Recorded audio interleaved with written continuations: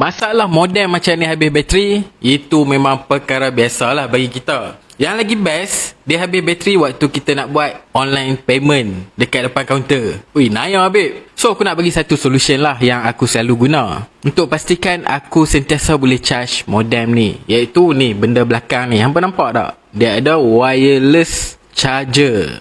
Dia ni, benda ni, dia device yang simple je. Aku tapekan je lah kat sini. Lepas tu, dia masuk ke sini.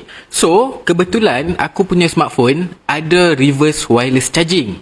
So, aku onkan reverse wireless charging dan aku letak je benda ni kat sini. Nampak tak? Dia charge. So, in case of emergency, aku dah ada backup. Contoh lah, aku dah pergi dekat kaunter tiba-tiba, bateri dia habis dan aku tak ada internet. Aku boleh lah buat reverse wireless charging untuk sementara waktu. Untuk nak pastikan aku boleh buat payment lah dekat depan kaunter tu. Tapi tu bukanlah satu-satunya solution. Kalau hampa tak ada device untuk yang reverse wireless charging macam aku ada ni, hampa boleh pakai benda yang macam ni. Ni adalah earbud tau. Tapi dekat bahagian belakang dia ada port untuk kita nak buat charging.